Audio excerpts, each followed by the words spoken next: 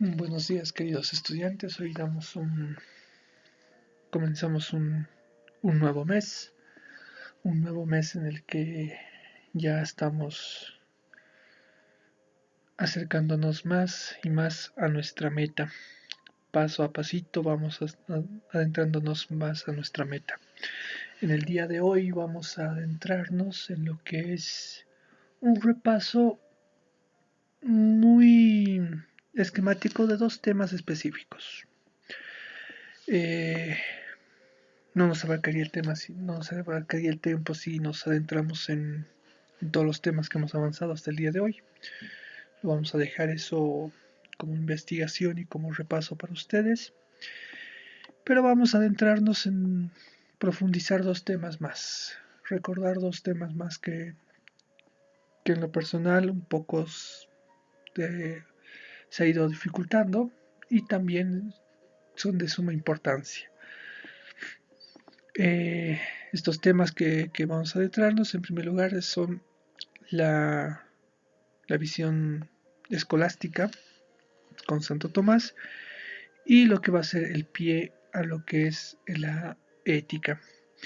Dos temas que de alguna forma con Santo Tomás, que cerramos un ciclo de autores filosóficos antiguos, y va a ser el engranaje con la ética que damos pie a esta nueva etapa, al que hemos dado pie a la nueva etapa del segundo trimestre, concretamente hablando desde la ética, sus sistemas éticos y toda la estructura moral de ello. Para ello, pues, es necesario que tengamos nuestros apuntes a la mano, tengamos nuestros apuntes y nuestras prácticas a la mano para ir subrayando y repasando aquello que hemos ido estudiando a lo largo de este año.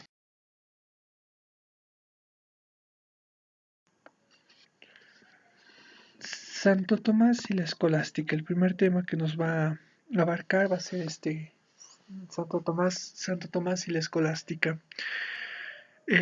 Si bien recordamos, han sido dos temas. Hemos dado Santo Tomás y la escolástica en dos encuentros.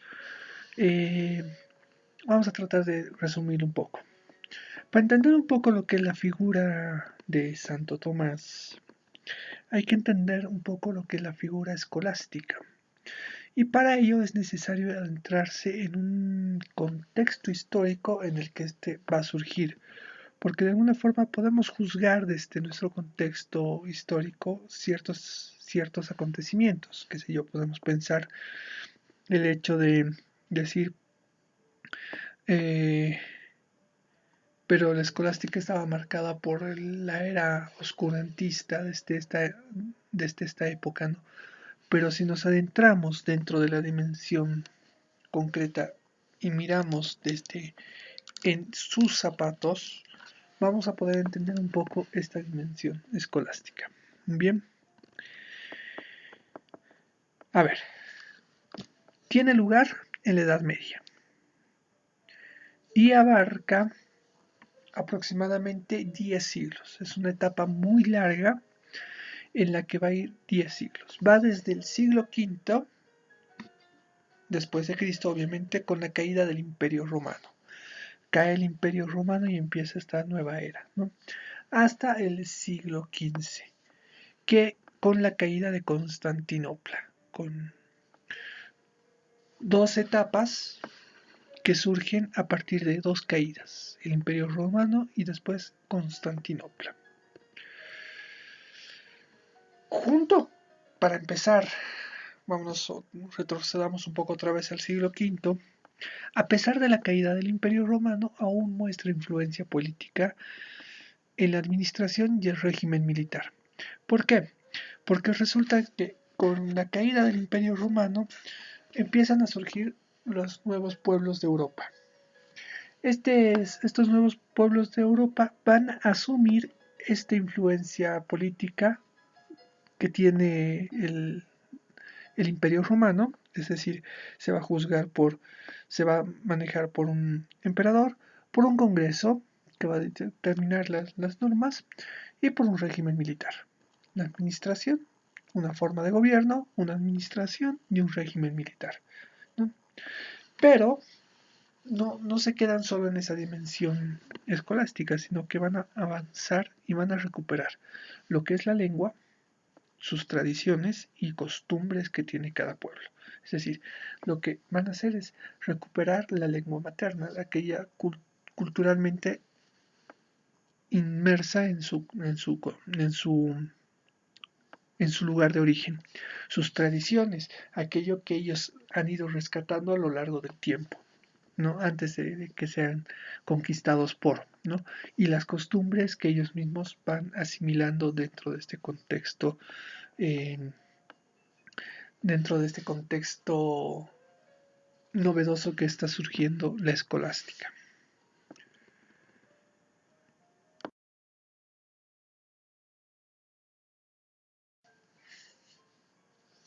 Dentro de lo que se va a ver en la escolástica y después de este surgimiento y ya empiezan a florecer y a cimentarse toda esta influencia política, administrativa y militar, viene lo que va a ser la Edad Media.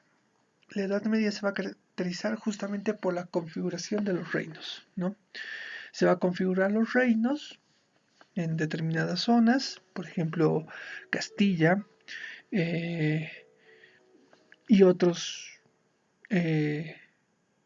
Castilla y otros reinos que se van a ir dando consolidación en esta edad, ¿no?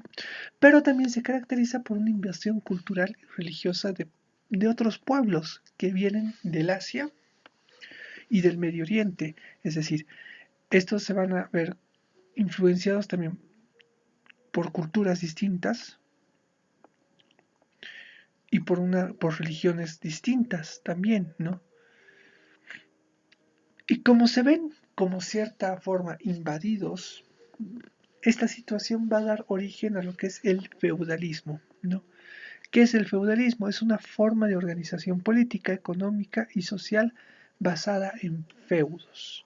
Los feudos, esta organización política, dice, bueno, a dar. Los feudos son o eran, se les daba, el rey dotaba a los nobles porciones de terrenos proporcionadas por el rey a los nobles, con el fin de resguardar las tierras de los invasores.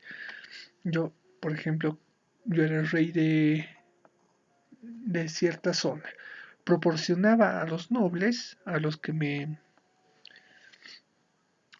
a los de mi entorno, tierras. Pero estos tenían que trabajar las tierras y al mismo tiempo con ese trabajo tenían que resguardar de aquellas invasiones que estaban viniendo, tanto de Asia como del Medio Oriente. Era como una forma de protección frente a aquello que se estaba viniendo en la Edad Media. Esta acción, desgraciadamente, produjo una baja formación intelectual de todas las personas. Como todos se dedicaron al cultivo del campo, como todos se dedicaron a cultivar la tierra, a proteger prácticamente, eran campesinos o militares que tenían que defender eso. Y, y en toda esa dimensión no había posibilidad de estudiar, no había una posibilidad de una formación intelectual. No es como hoy en día que se puede dar esas posibilidades. Por ejemplo, uno trabaja en la mañana y en la tarde y en la noche puede estudiar. Como no había luz en esas épocas, no se daba esa situación de que podían estudiar. Bien, pero frente a esta situación, la iglesia va a jugar también un rol importante porque sobre todo en la formación de sus sacerdotes. Y ahí es donde surge lo que va a concretamente la palabra escolástica, ¿no? Los sacerdotes se forman en los monasterios que son llamados escola, es decir, escuela, siendo los centros de formación cultural y religiosa que se daba en esa época. Por tanto, toda la formación que se está estableciendo dentro de lo que es esta escolástica se va a dar en el seno de la iglesia, concretamente en los monasterios, con un sistema llamado escola, es decir, con la escuela. Estos van a dar la formación cultural y religiosa. como son para sacerdotes, obviamente está basado más en esta dimensión. Más adelante, en estos periodos más o menos, se toma este esquema de escuela para toda la educación. Bien,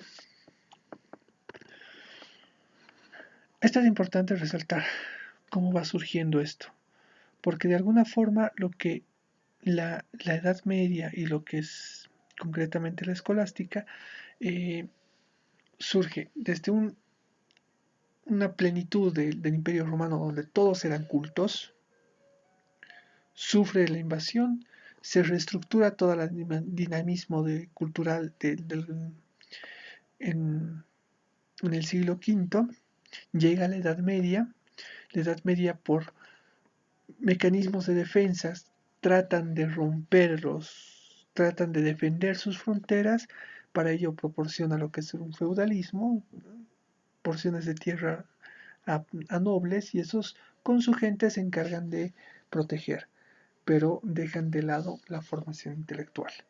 Y eso queda solamente para lo que es para el rol eclesial.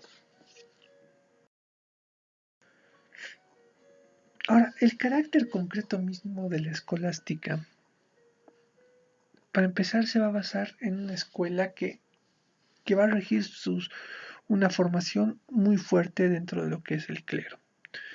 La palabra escolástica va a hacer referencia a las escuelas que surgen en Roma, en Europa, en el siglo IX, en la formación de los sacerdotes. Bien, o sea, esta escuela, la principal función que tenía era formar a los sacerdotes, porque los sacerdotes se iban a encargar de catequizar y de enseñar la palabra de Dios a la gente. Por tanto, la formación intelectual no necesitaba el resto, solo el sacerdote quien iba a instruir en lo básico, en los pilares fundamentales de la fe. ¿Ya? Ahora, esta escuela tiene ciertos pilares. Son 7 saberes que va a enseñar la escuela que se dividen en 2 partes. El trivium, 3 trivium, va a enseñar gramática, retórica y dialéctica. 3 ramas, gramática, retórica y dialéctica. El quadrivium va a enseñar aritmética, geometría, astronomía y música. 7 saberes en los que se va a centrar toda la dimensión formativa intelectual. ¿Bien? Obviamente, el saber de estas escuelas, como es en el seno de la iglesia y son en los monasterios donde se rigen, el saber de esta escuela es tanto teológico y filosófico, donde se examinan 3 problemas centrales: la creación, los universales y la razón. El tema de la creación, el origen del ser humano y el origen del ser humano y de todo lo que es de dónde venimos, ¿no? Los universales, es decir, de las verdades en las que está basada nuestros saberes, y la razón por la cual uno va accediendo a estas. Todo esto obviamente se va a centrar en el pensamiento de Dios, en Dios. Todo esto está centrado en el pensamiento de Dios. La escolástica va a ser una dimensión que surge, como hemos dicho, en el seno de la iglesia y por tanto va a ir centrado hacia el pensamiento de Dios.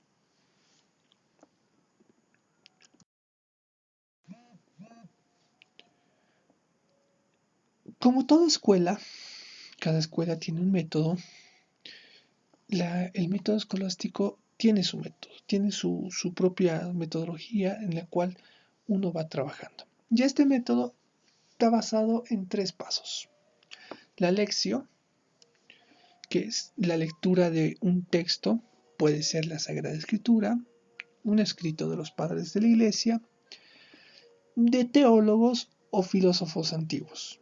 Es una lectura que se hace en voz alta, ya sea de la Sagrada Escritura, puede ser, qué sé yo, el texto de San Pablo, un un escrito de los padres de la iglesia, es decir, de los primeros padres después de los apóstoles. Vienen los apóstoles, en un periodo histórico vienen los apóstoles, los padres de la iglesia y después vienen el resto de la iglesia. Los padres de la iglesia vienen a ser los que son discípulos de los apóstoles.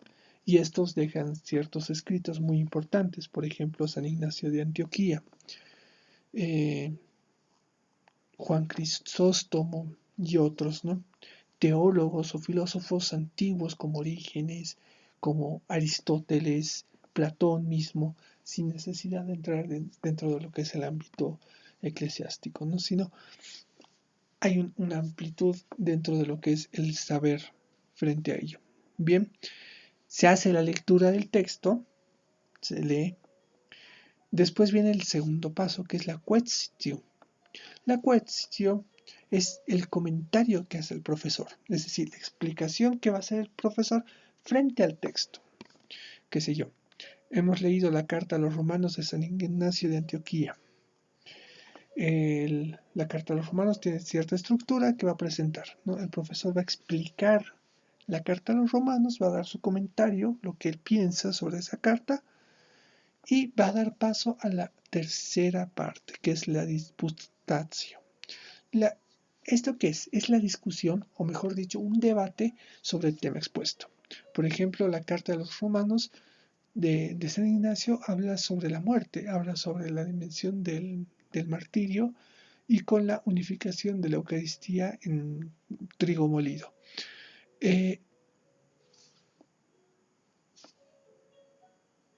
Esta dimensión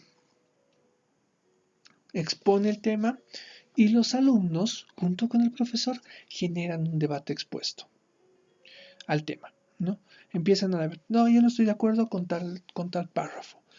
Pero yo estoy de acuerdo con este párrafo, y empiezan a generar ciertos puntos de vista, ciertos puntos de discusión que van a generar debate en estas escuelas escolásticas, ¿no? Bajo esta dimensión, bajo esta perspectiva, es donde vamos a entender lo que es el método escolástico concretamente. Y aquí es donde entramos a lo que es Tomás de Aquino. Tomás de Aquino es uno de los pensadores más grandes que hasta el día de hoy presentados por la Iglesia, y que va a representar todo lo que es la dimensión teológica, y va a dar fundamentos y elementos sobre la fe. Este hombre nace en el castillo de Rocaseca, hacia el año 1225, dentro de una familia noble. Tiene muy buena formación intelectual, es un hombre muy preparado, pero resulta que su familia no estaba de acuerdo de que él se haga fraile, de que se haga fraile dominico, y lo encierran en un castillo hasta el día que se escapa para poder ingresar al convento de Santo Domingo.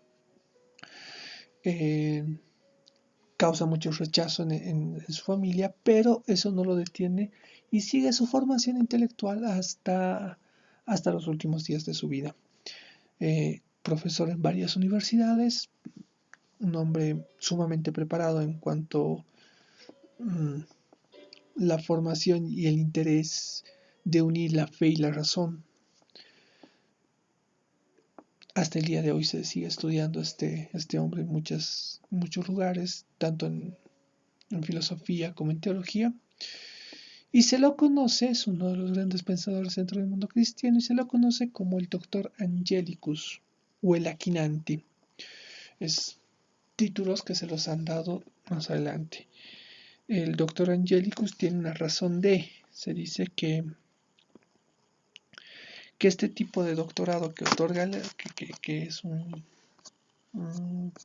doctorado que da la Iglesia, un honor que da la Iglesia, solo se lo da a aquellos que han tenido ciertas visiones de un tipo de ángeles que se les presenta y dejan en algo impreso en él, en visiones de oración, ¿no?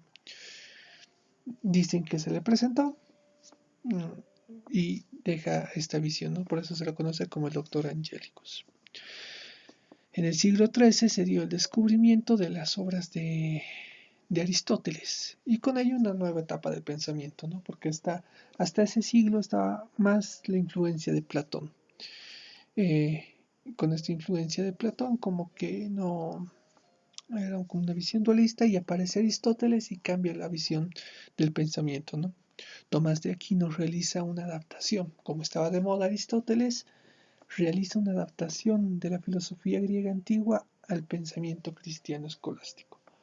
Todas sus bases del pensamiento de Aristóteles, de Tomás de Aquino, va a pasar por la figura de Aristóteles, quien va a dar después argumentos a lo que es el pensamiento cristiano, ¿no? Hasta el día de hoy.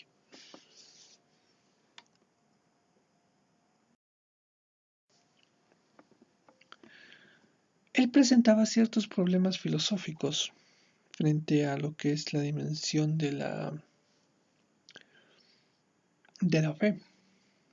Tanto Tomás, ante la separación de fe y razón, ante la separación de ciencia con la iglesia, como que Tomás se preocupó mucho y quiere resolver el conflicto entre estas dos, ¿no? Y va a crear una síntesis de la fe recurriendo a la filosofía de Aristóteles, ¿no? Y a la misma filosofía del cristianismo. Y él va a considerar que existe una serie de verdades teológicas naturales, bien, no reveladas en la Biblia, es decir, verdades, cosas existentes que están dentro de la naturaleza, pero que no están escritos en la Biblia, de las cuales se puede alcanzar mediante la revelación de la fe cristiana.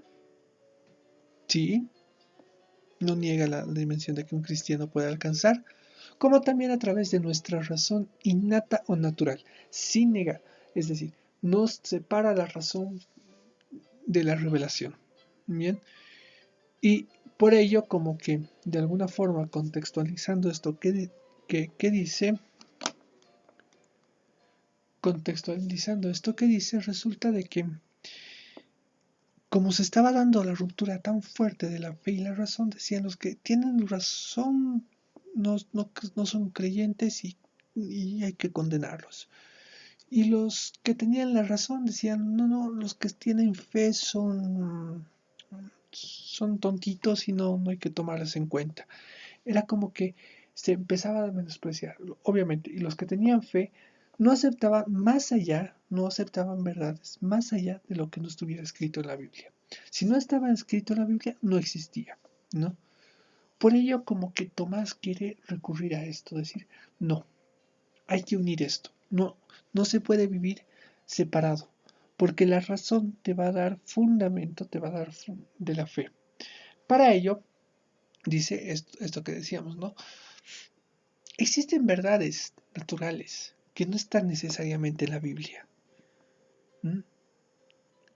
Y estas se conocen por la revelación cristiana, por la revelación de la fe cristiana, es decir, que Dios muestra como verdad absoluta, como una verdad, como también, por más que no te muestre, puedes acceder a ella por una razón, por tu razón natural e innata que está presente en tu esencia, ¿no?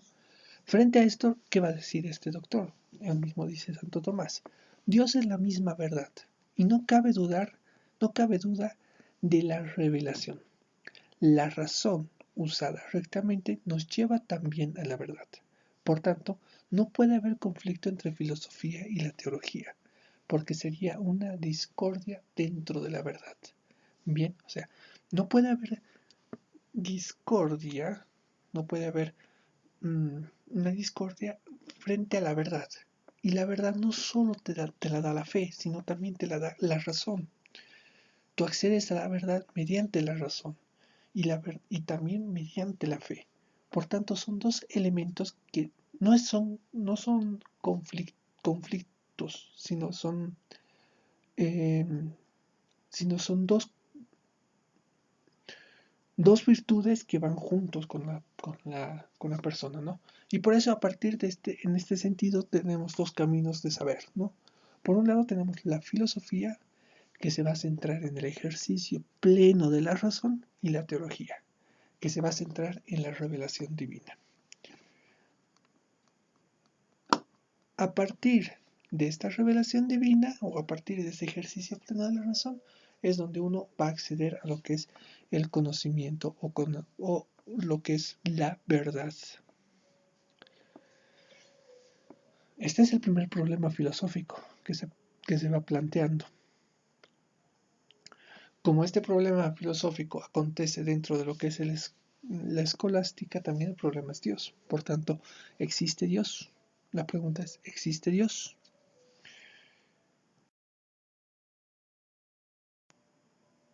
Y frente a ello, pues Tomás va a decir, eh, ¿y si existe Dios?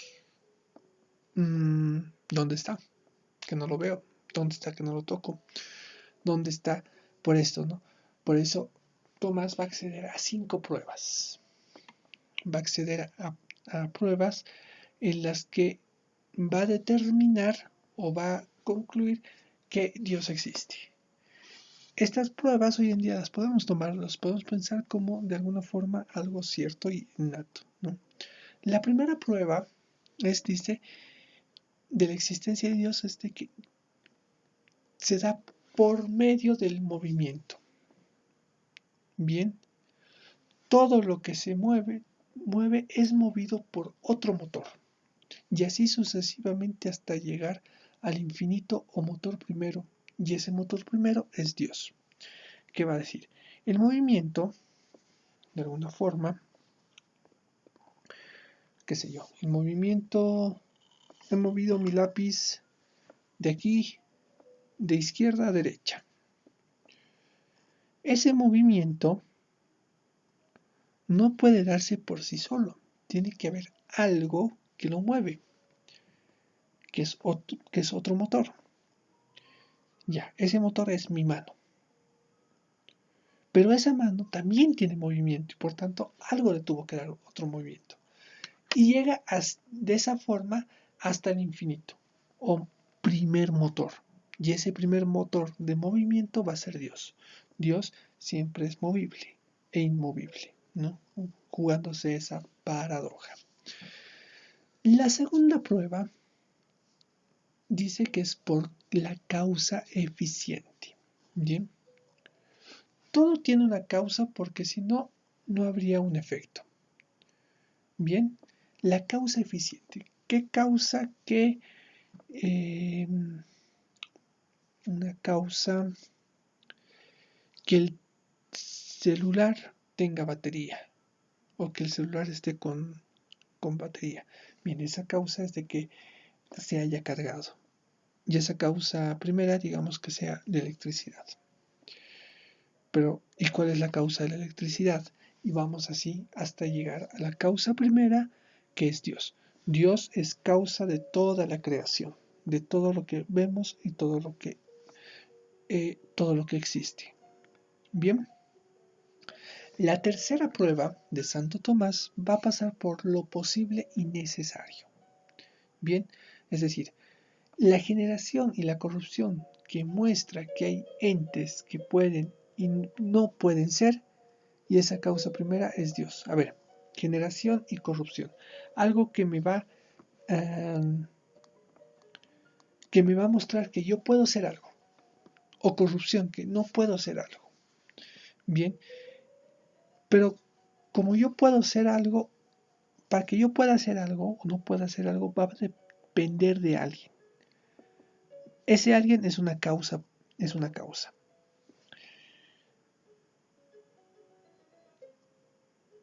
¿Qué hace que yo sea Andrés, por ejemplo?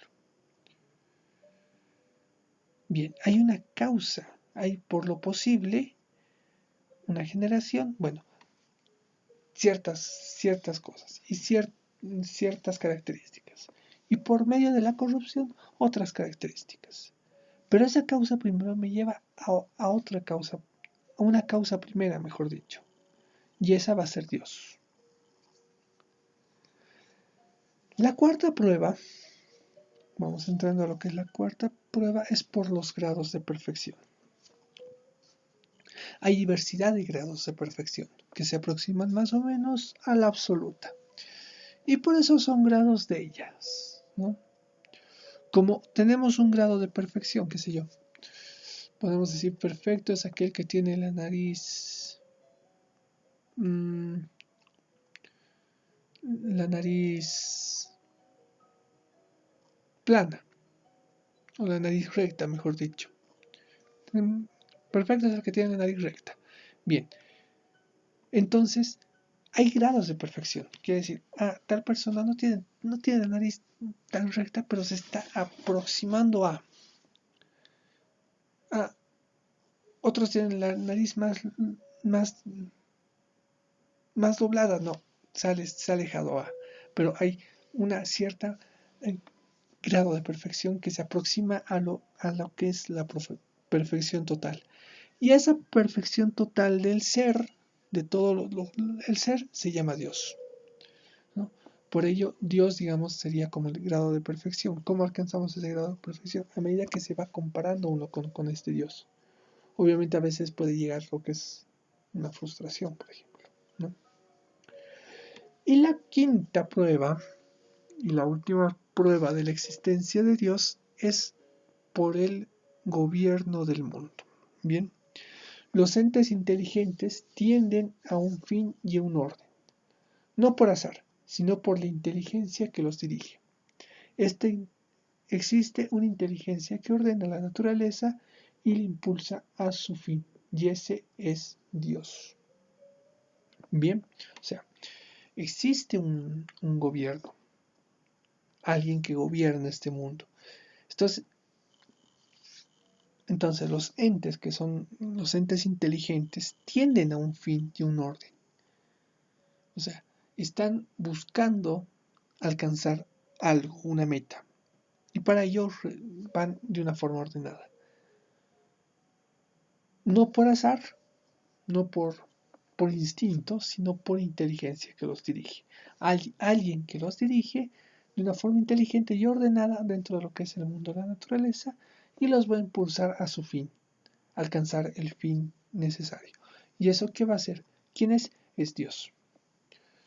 Son 5 pruebas o 5 vías por las cuales uno alcanza la existencia de Dios. Puede mostrar la existencia de Dios dentro de una dimensión racional, ¿no? Si se quiere. Si lo vemos desde otra perspectiva y pensamos desde una dimensión más sensitiva, si a Dios no lo toco. Bueno, podemos acceder desde el medio de la razón. Si se dan cuenta, Tomás de Aquino, el doctor Angelicus, no accede, no entra a esta existencia de Dios, a demostrar la existencia de Dios mediante la fe revelada. Dios existe porque la Biblia lo dice, no entra por ese lado, sino entra por el medio de la razón natural o innata que está en nosotros impreso. Dios existe porque hay movimiento, porque hay causa eficiente, porque existen grados de perfección, porque hay algo por lo posible y necesario que se juega dentro de la humanidad y por un gobierno del mundo. Razones innatas que nos dan, que podemos acceder mediante nuestra razón, ¿no? Obviamente, para poder abrazar esta verdad, ahí precisamos la fe, ¿no? Decir, sí, yo creo esto. Por eso no podemos separar ni uno ni el otro, ¿no? Los dos van juntos. La fe, para poder entender esto, necesita acceder por la razón. Y la razón, para poder aceptar esto, necesita de la fe. La tercera parte de su estructura de lo que es el pensamiento es la moral. Para Santo Tomás, esta se va a centrar con la idea de Dios A ver, reitero. La moral se va a centrar con la idea de Dios que uno tenga. Es decir, si yo tengo la idea, por ejemplo, de un Dios que es castigador, mi moral se va a regir en normas en las que tengo que cumplir para que Dios no me castigue. Bien. Para Santo Tomás, como la idea central de la moral está en Dios, va a tener dos aspectos fundamentales. La primera, que se la denomina noción de fin, está relacionado con el fin de la obra o acción y con el fin del agente o la intención. Bien, o sea, ¿a qué va dirigido mi obra? Es decir, ¿para qué está hecho? ¿No? O otra acción. ¿Para qué hago la tarea? ¿Cuál es el fin de hacer la tarea? ¿Mm? ¿Con el fin del agente o la intención? O sea, ¿con qué intención la hago? ¿No? Y aquí, por ejemplo, tenemos Ricardo rompió la ventana con la pelota, que hay un efecto, ¿no? ¿Cuál era la intención de ese acto de romper la ventana? Pues no había intención de romper la ventana, la intención era de hacer el gol, ¿no? Por tanto la intención como la acción tiene su peso en los efectos morales. Es decir, esto va a ir marcado con mi obra, es decir, la acción, y con la intención. Yo obro de tal manera, pero ¿cuál es la intención de ese acto? Bien, eh, como la acción tiene su peso en los efectos morales. O sea, si yo, por ejemplo, en mi obra salgo desnudo a la calle, tiene un efecto moral dentro de lo que es los que me ven. Ahora, ¿con qué intención he salido? ¿Por distraído o por llamar la atención o no sé, ¿no? La intención es lo que va a valer, ¿ya? Por tanto, para el santo es importante vivir el presente en función del futuro. Es decir, mis actos me van a llevar a lo que es el futuro. Y ese futuro, como hemos dicho, se va a centrar en Dios, va a ser mi encuentro con Dios. ¿Estamos? De aquí viene lo que es la noción de la ley eterna. La noción de la ley eterna, existe una ley eterna sobre nosotros, algo que está impuesto ya en nosotros desde siempre y para siempre. Esta ley es lo que quiere Dios para que nosotros vivamos y alcanzándola encontraremos la felicidad plena. Es decir, hay una ley eterna que está impresa en nosotros. Esta ley eterna es la felicidad. Ahora, ¿cómo la alcanzamos? Bueno, hay distintos métodos, ¿no? Ahora, esto funciona poniendo en práctica nuestra libertad, ¿no? Esta ley eterna no te va a esclavizar diciendo así tienes que hacer, sino que se va a poner en práctica alcanzando nuestra libertad. Esta funciona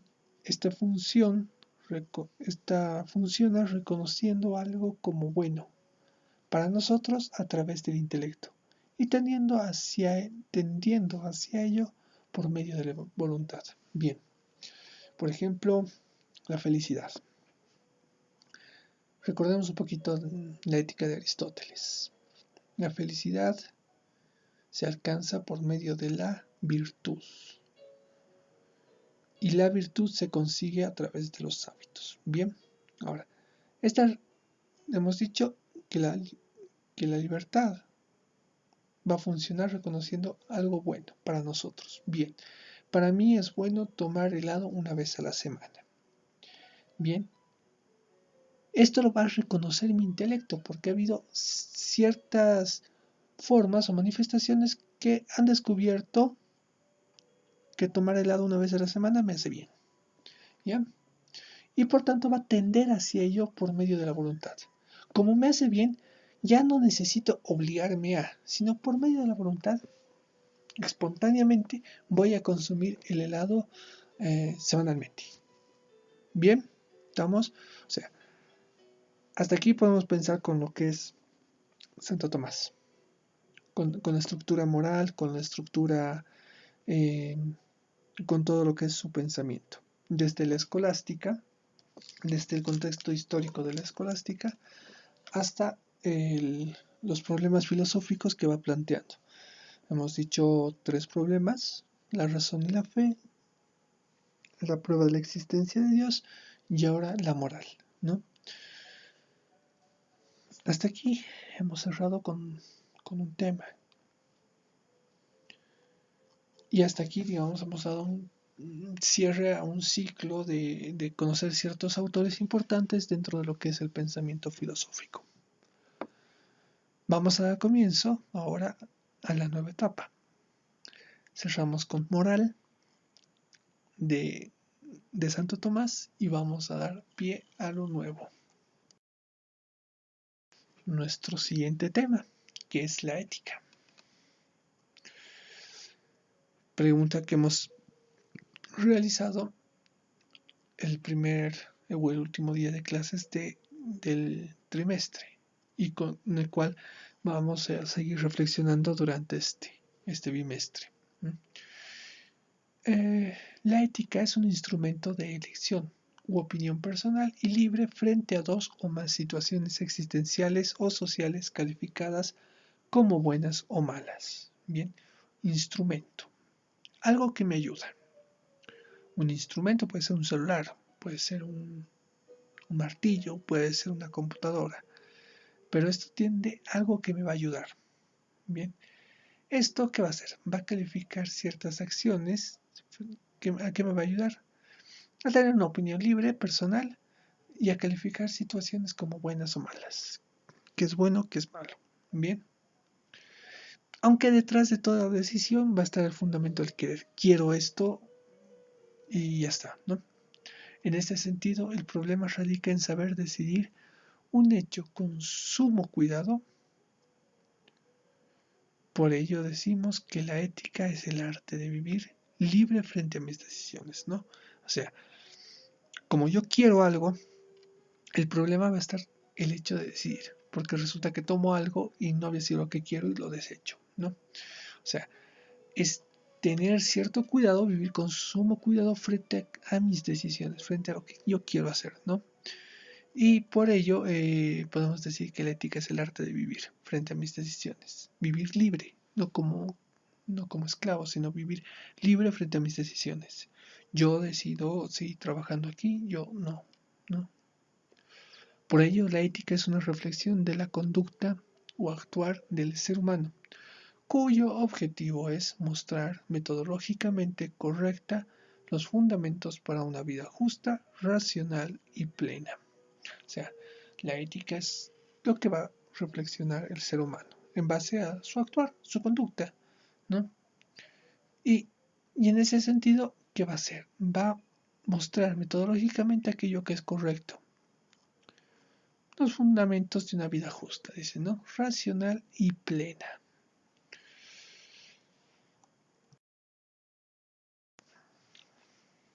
Entramos a lo que es la moral. Hemos hablado un poquito de la moral de Tomás.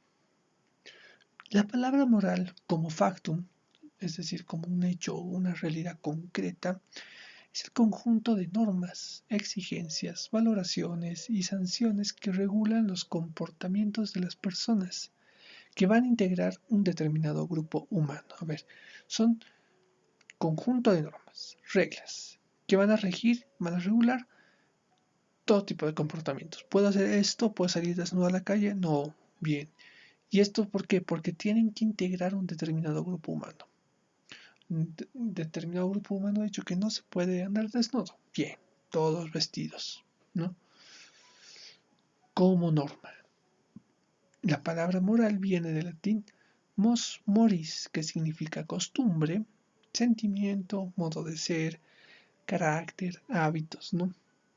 Por ello se puede definir como un conjunto de normas. La moral lo que va a hacer es establecer conjuntos de normas para que la ética pueda entrar y pueda vivir bien.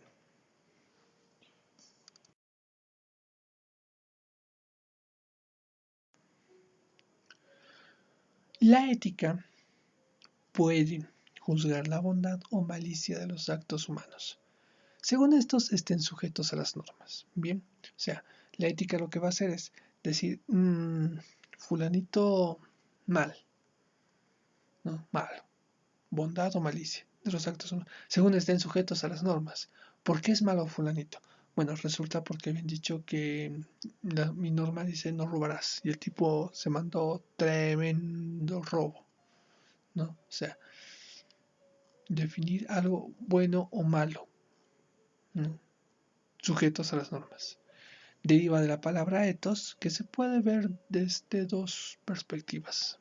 En primer lugar, residencia, morada, lugar donde se habita, patria o lugar fijo, ¿no? O sea, el ethos, la ética va a hacer referencia a una morada, a un lugar donde se habita, ya sea la patria o cualquier lugar donde uno pueda habitar tranquilo.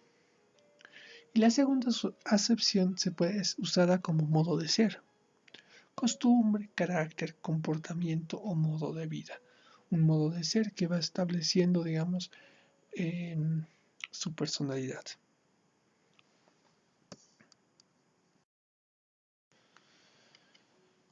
¿Cuál es la diferencia entre ética y moral? Bien. La ética es una reflexión racional del actuar humano en su vida. Por eso también se lo llama el arte de vivir. La ética es el arte de vivir. Y como es el arte de vivir, es una acción, una reflexión racional frente a los actos que yo pueda realizar en mi vida, ¿no? La moral, que es, va a actuar como una norma o legisladora del actuar humano. Por tanto, va a ser el objeto de estudio de la ética, ya que se reflexiona las acciones humanas normadas por la moral. Acentúa todo lo que es la norma y por ello, digamos, la moral sigue siendo objeto de estudio de la ética.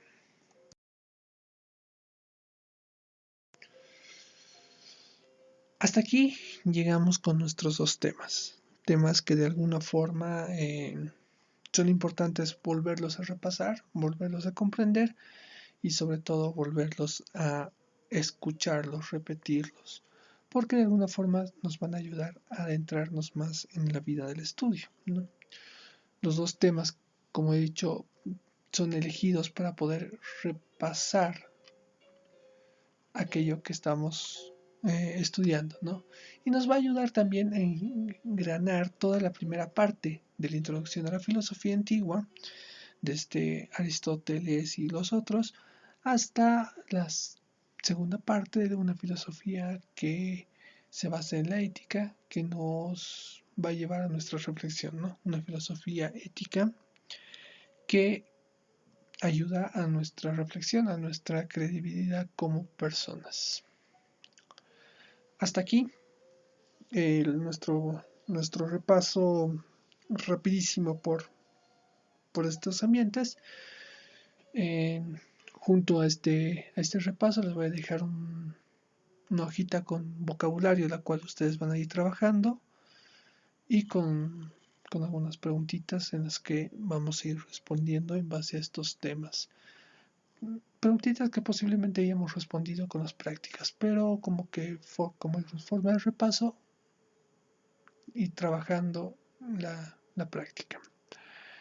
Que estén bien, un saludo grande, nos vemos la próxima.